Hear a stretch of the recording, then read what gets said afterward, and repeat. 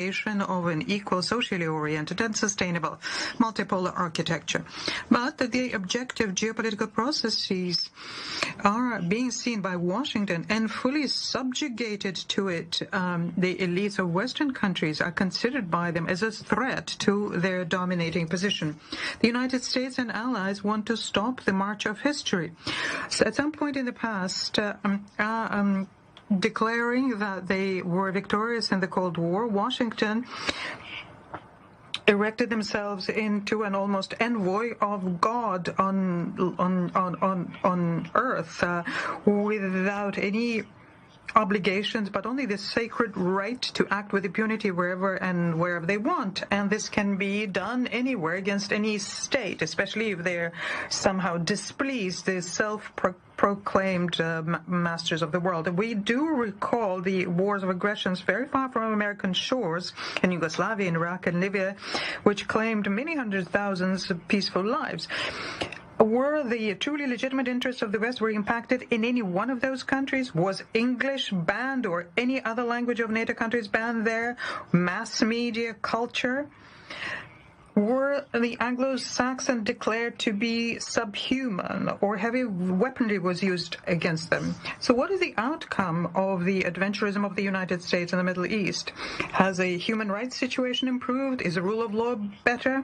The socioeconomic situation may perhaps stabilized, or people's livelihood is better? Name a country where Washington interfered by force and where, as a result of that, life improved.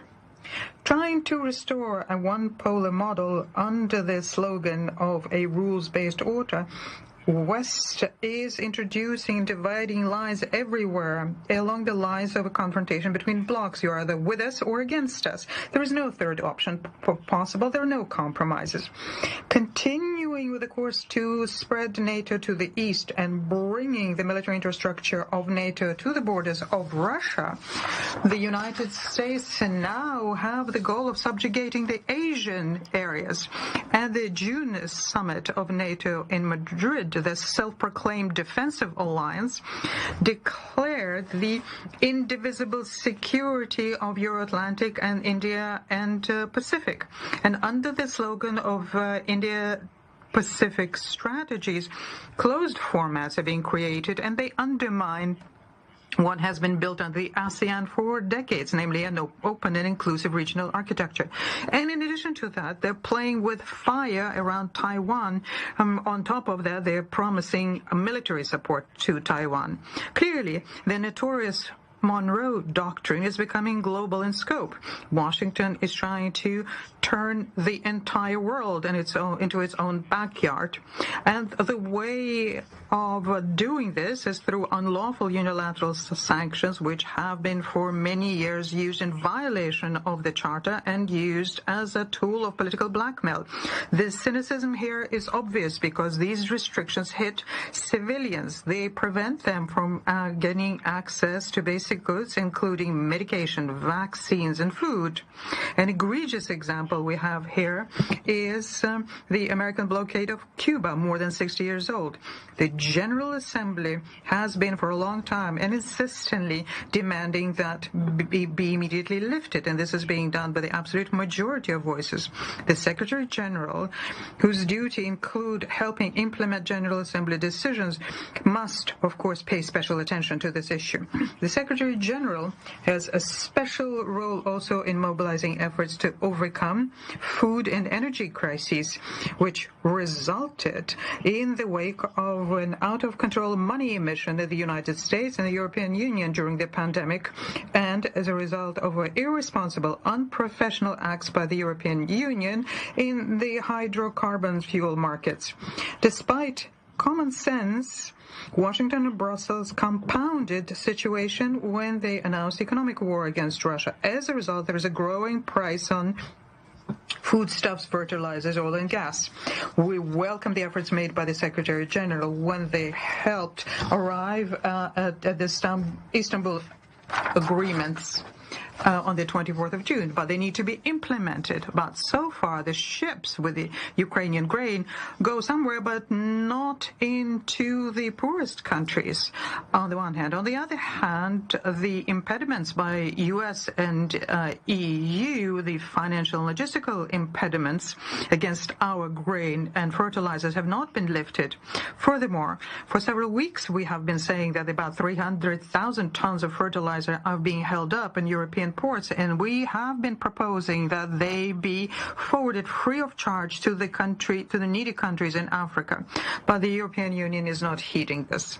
The official Russophobia in the West is unprecedented now. The scope is grotesque. They're not shying away from declaring the intent to inflict the military defeat on our country, but also to destroy and fracture Russia. In other words, what they want to do is to remove from the global map a geopolitical entity which has become all too independent.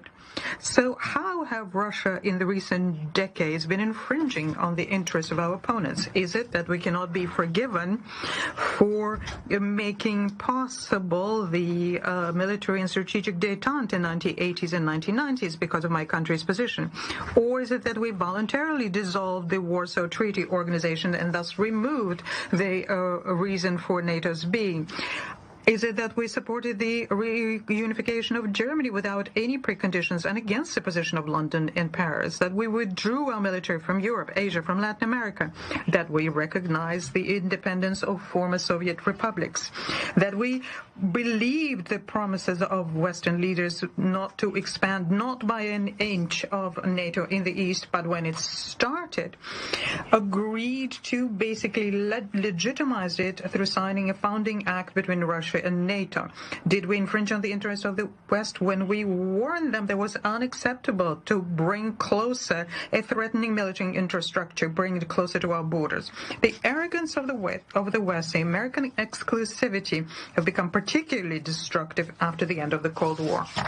Already in 1991, the Deputy Chief of Pentagon, Paul Wolfowitz, in his conversation with the NATO Commando Europe, Wesley Clark, stated openly that, I quote, "After the end of the Cold War, we can use our military without any fear of reprisal.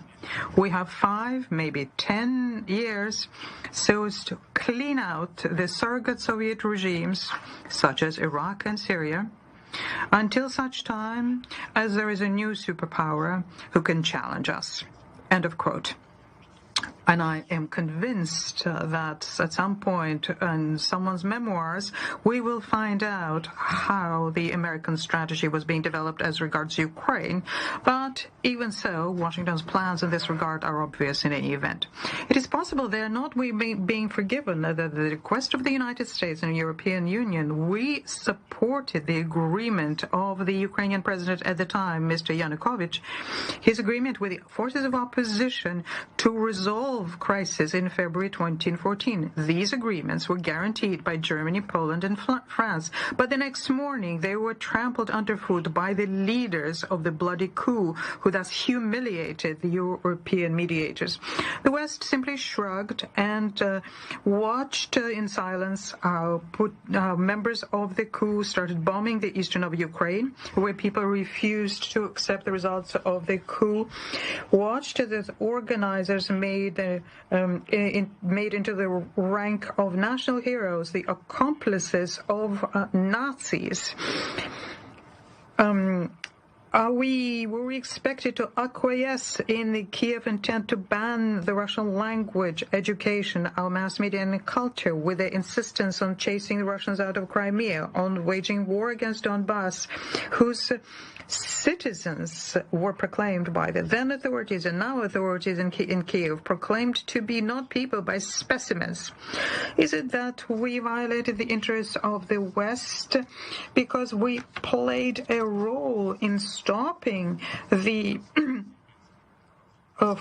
forceful actions by the Kiev neo-Nazis in the eastern of in the east of Ukraine and then demanded that the Minsk package of measures be implemented, something that was unanimously approved by the Security Council, but then laid low by Kiev with the participation of US and EU.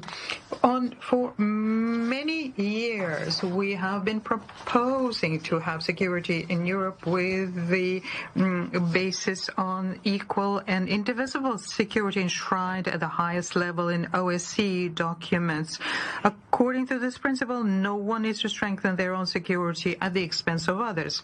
And the very last proposal to make these agreements legally binding, something that we introduced in December 2021, and the reaction was an arrogant rejection of that.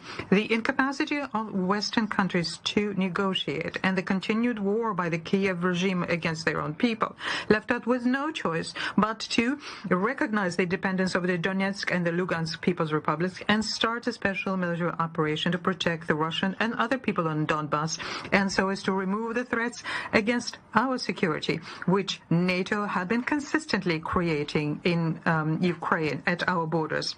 The operation is conducted in pursuance of agreements on friendship, cooperation, mutual assistance between us and that republic, and on the basis of Article 51 of the UN Charter. I am convinced that any sovereign, self-respecting state would do the same in our stead, a state which understands its responsibility to his own people. The West is now throwing a fit because of the referenda which are being conducted in the Lugansk, Donetsk, Kharkov, and Zaporozhye oblasts. But people living there are basically only reacting to what was said to them by the head of the Kiev regime, Mr. Zelensky, in August 2021. At the time, he said anyone who feels themselves to be Russian for the benefit of their children and grandchildren to get out and to go to Russia. And that's what the inhabitants of those regions are doing, taking their land with them where their ancestors had been living for hundreds of years. Any unbiased observer can see very clearly the Anglo-Saxons who fully subjugated Europe. For them, Ukraine is just an expandable material as they are fighting against Russia. NATO declared that our country is an immediate threat on their way to total domination, and the long-term threat will be the PRC. At the same time, collective West, headed by Washington, is sending frightening signals to other countries, saying anyone who disobeys can be next. One of the consequences of the crusade by the West against the objectionables is the growing decline of multilateral institutions. They have been turned by the United States and allies into tools to implement their own selfish interests. This is something that is being pursued at the UN, Human Rights Council, UNESCO, and other multilateral institutions. The organizational prohibition of chemical weapons has basically been privatized. Fierce attempts are being made to prevent creating within the Convention on Biological and Toxin Weapons of a mechanism which would ensure transparency for hundreds military biological programs of the Pentagon has around the world, including on the perimeter of our country and throughout Eurasia. And these programs are far from harmless. This is irrefutable, according to the facts that we came to in Ukraine. There is an assertive line to privatize the UN Secretariat, introducing into its work a neoliberal narrative which ignores the cultural and civilizational multifaceted nature of the world. We call upon making sure that we follow the Charter and ensure a fair geographical representation of member states, making sure that there is no one single country dominant in the Secretariat. An impossible situation was created by Washington, having to do with the obligation of the host country of a headquarters agreement to ensure normal conditions for the participation of all member states in UN work. The obligations under this host country agreement are also placed on the Secretary General, and inactivity is unacceptable. We're also concerned by the efforts made by countries who are undermining the prerogatives of the Security Council. And of course, the Council Council and UN have to be aligned to contemporary realities. We see the prospect of making the Security Council more democratic exclusively through broadening the representation of the countries from Africa, Asia, and Latin America. We note India and Brazil in particular as key international actors and worthy candidates for permanent membership within the Council, whilst at the same time unilaterally and mandatorily raising the profile of Africa. It is very important today to make sure that all member states unequivocally, without reservations, reaffirm their commitment to the purposes and principles of the Charter as a first and necessary step to restore collective responsibility for the fate of humankind.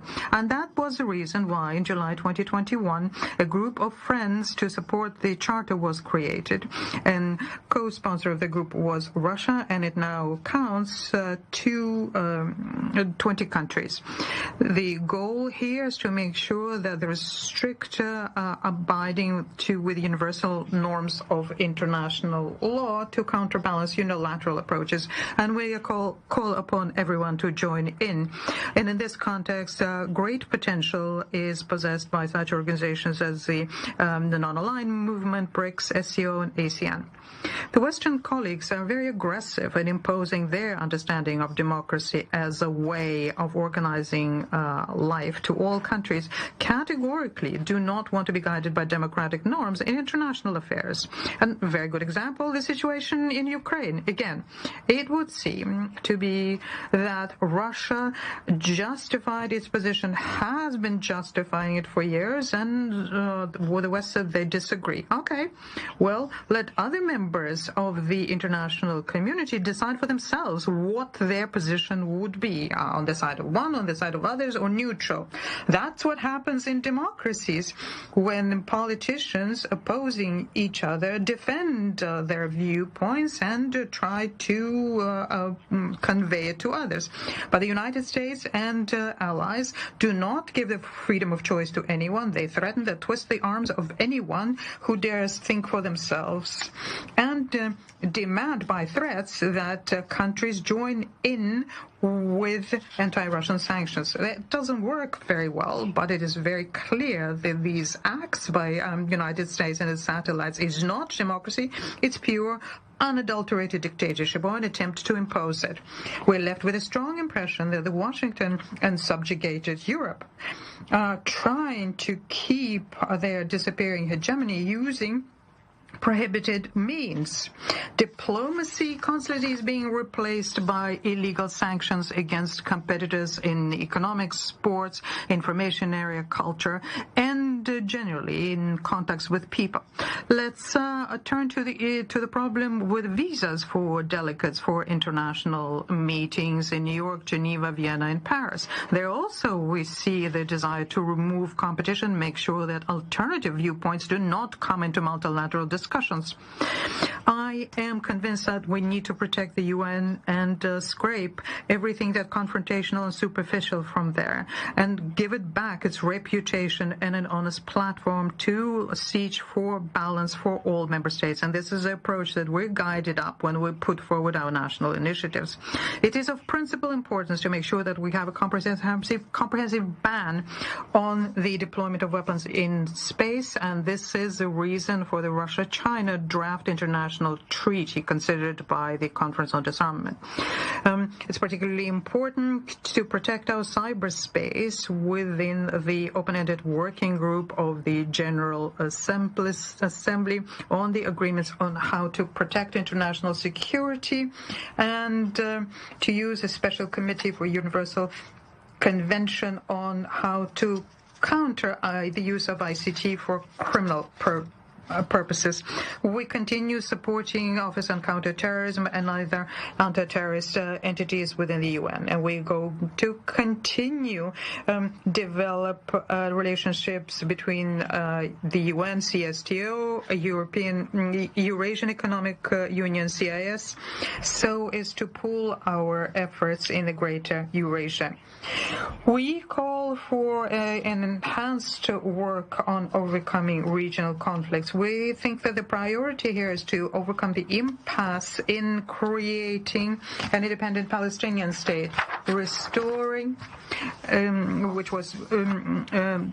the state of Iraq and Libya destroyed by NATO aggression, neutralize the threats to Syria, having a sustainable process of national conciliation in Yemen, overcoming the heavy burden of NATO presence in Afghanistan. And we are working on restoring the original JCPOA on Iran nuclear program, ensuring the comprehensive settlement on the Korean Peninsula. Many conflict situations in Africa require that we reject the temptation to play a zero-sum game there, and that outside players consolidate around the initiatives by the African Union. We are concerned by the situation in Kosovo, Bosnia-Herzegovina, where the United States and the EU are stubbornly leading to the destruction of the international legal basis as we currently have it in Resolution 1244 and the Dayton Peaceful Agreement.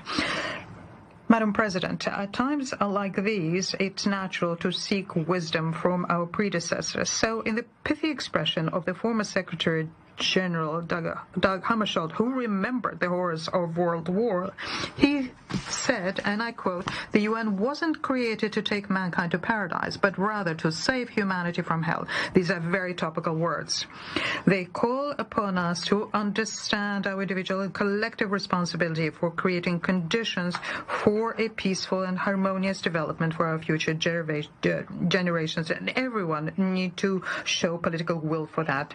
When we are ready for such honest work, and we are convinced that the stability of the world order can be ensured exclusively through returning to the origins of the UN diplomacy, basing ourselves on the key principle of true democracy, the respect for the sovereign equality of states. I thank you.